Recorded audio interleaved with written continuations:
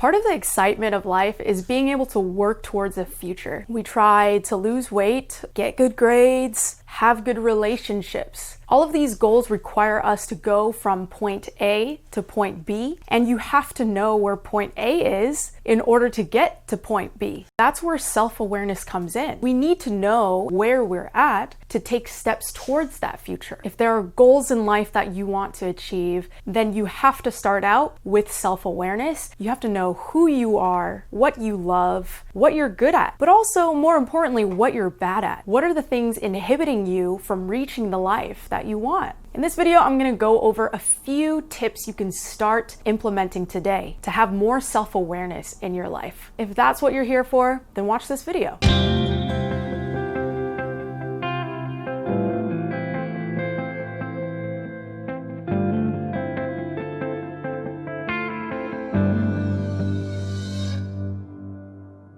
Self-awareness is crucial. If there's anything that you want to achieve in life, you have to take stock of where you are. So how do you do that? I'm going to give you 4 ways to shift your mindset so that you become more and more self-aware. So let's jump right in. Something to keep in mind as you progress through your journey of self-awareness is getting used to the habit of questioning your reality. So what do I mean by that? Humans basically only see what they focus on. If you guys have seen the gorilla study, people are passing a ball, you're counting the passes, and then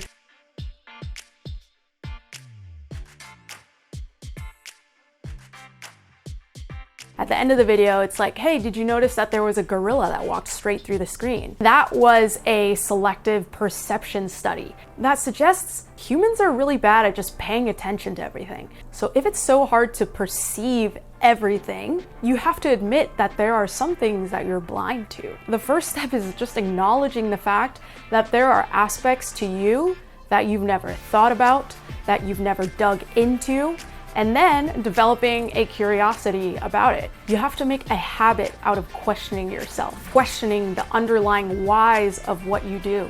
So let me give you an example. You can take anything about yourself that you've taken for granted, start digging into the core of why you believe or like or value that thing. If you're somebody that loves coffee. So if you asked yourself honestly, why do I drink coffee that much? This is distinct from asking yourself how. It's not like, oh yeah, my parents introduced coffee to me when I was 13. That's when I started drinking it. That's telling the details of the story and that's telling how, but it's not saying why. You ask yourself why, and you're like, hey, I guess the reason that I drink coffee is I kind of need it in the mornings to wake up and feel like a normal human being. We start realizing these beliefs and these values that people have handed to us that we've taken for granted. And I'm not saying that this is a bad thing, but part of self-awareness is getting to that root reason. So you might say, I feel like I need to perform throughout the day and I need to be like on, and that's why I drink coffee.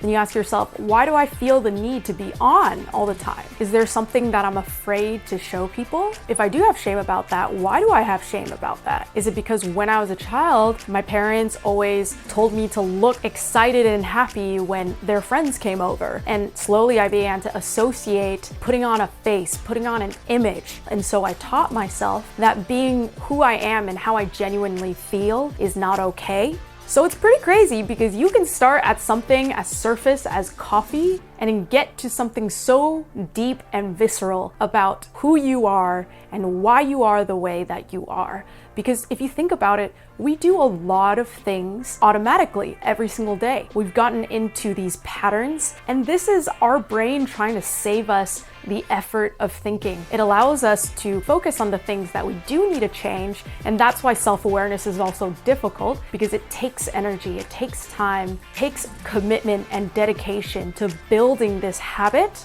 and realizing that it is a lifelong journey, because there are always blind spots, there are always things that we take for granted about ourselves.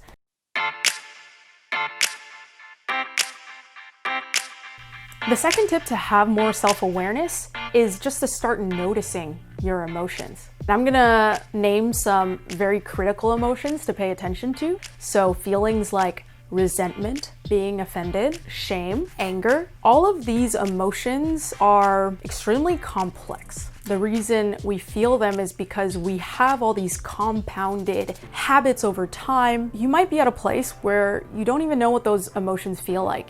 But as you go throughout your day and throughout your weeks, just spend a little time at the end of your week and thinking about, when was I really irritated or angry about something? When did I feel resentful? When did I feel shame? It seems very abstract, like how do I know what to look for if I don't know what I'm looking for? But as you start to look for it, you start noticing these little emotions. Those emotions are all signals. They inform you about who you are. You can't really control the emotions that you feel, but you can control the way you respond to those emotions.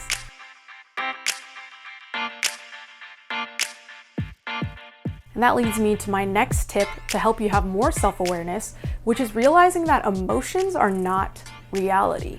So if you get annoyed at something at work, it's not because they were being irritating or they were being rude or disrespectful. That is flipping the problem on them. It's kind of like scapegoating the tension to something outside of yourself. And it takes a lot of courage. It takes a lot of self-awareness to actually ask yourself first, okay, but what is it inside of me? And ultimately, all of these negative emotions come out of some sort of need. Instead of saying, oh my gosh, you're so annoying, turn inwards towards yourself and say, I'm just really needing peace and quiet right now. I'm feeling really stressed. Being able to turn in and connect with your own needs is super important. And all of that starts at being able to recognize your emotions and being able to differentiate the triggers of your emotions from the causes of your emotions. Because something outside of you might trigger anger or resentment, but what is the true cause of that? It's usually connected to some need from within yourself. And it's important to be able to identify the trigger,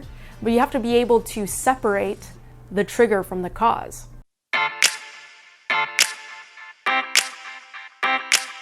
The last tip to help you have more self-awareness is to watch yourself. I can talk all day about, hey, look at your foundation, figure out why you're doing what you're doing. But none of that really matters unless you can bring those realizations into the actions that you take. So you can, for example, know that you love coffee and understand it comes from an unhealthy place, but you could still be drinking coffee every day. That's totally okay, but it depends on what your goals are. So if you look at something like coffee, you might think, well, there's not a lot of disadvantages really, like it's not terribly bad for you. But if your goal is something like, man, I don't want to pass this on to my kid, this reliance on a substance, then you have to be very self-aware of how these actions manifest in your life. Are you creating rituals around, hey, oh my gosh, it's morning, I'm gonna go brew the coffee, associating, the smell of coffee with pancakes and something they're excited about?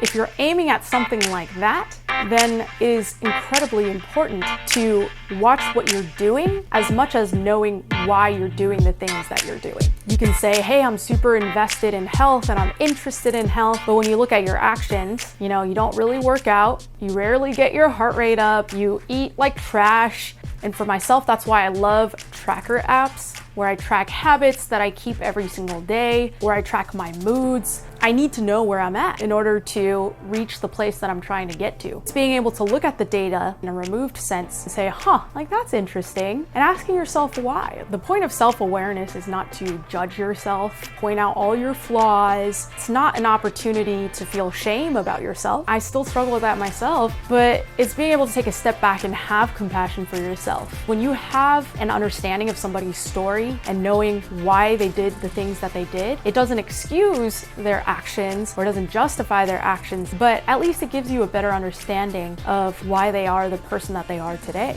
And you can give yourself that same understanding if you know why. I'll be talking to myself while I'm having an emotional breakdown. I'm not asking, hey, why are you feeling that way? I'm saying, why are you reacting that way? I don't really care about the answer. Very accusatory, is very judgmental. It comes from my own idea of what I should be.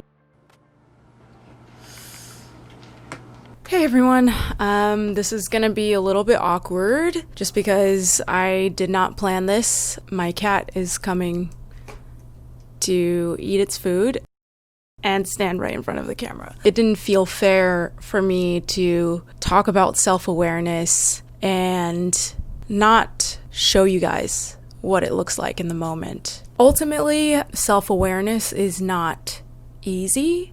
I've gotten to a point where I don't take out emotional triggers on other people. I don't take it out on other people. There are still moments where something triggers me and I don't know why. And when that happens, at that point, I know there's something here that I haven't really looked at. So I'll give you guys a little bit of context. Today wasn't a crazy day, but I will say it is that time of month. I get really depressed and I get really anxious, as my therapist puts it.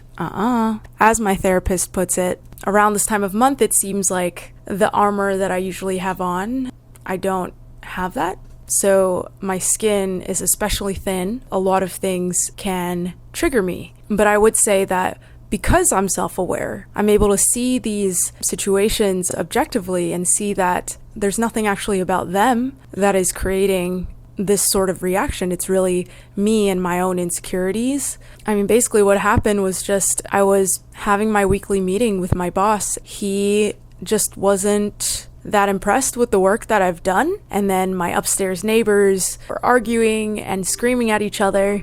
I guess what really hit me was the fact that they have a little girl. I was just kind of sad for her. And I also felt jaded about relationships. How two people that love each other could say such hurtful things to each other.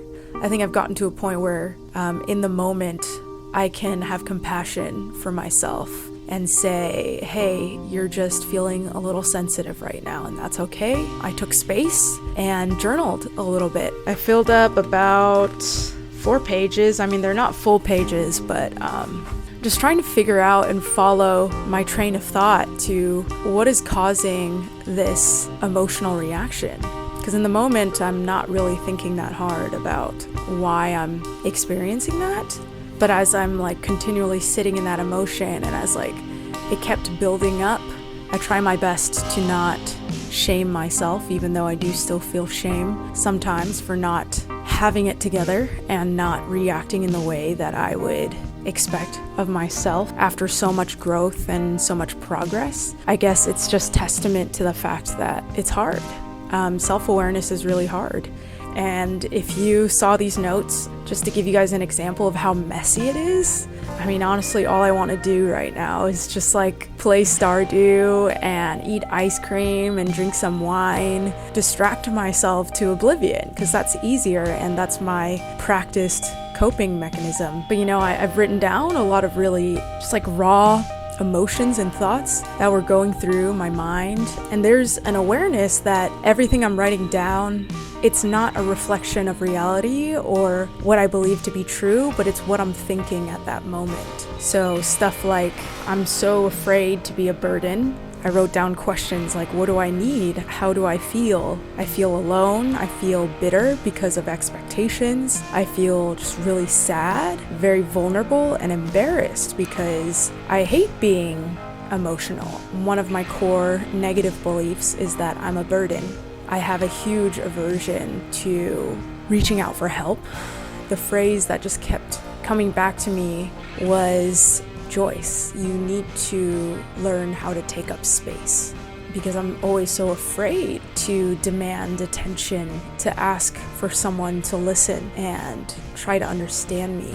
There's a lot of shame and there's still a lot of hurt there that hasn't healed. A lot of, childhood trauma with just the invalidation of emotion, not feeling like I could be safe expressing those emotions. And I carry that with me into adulthood.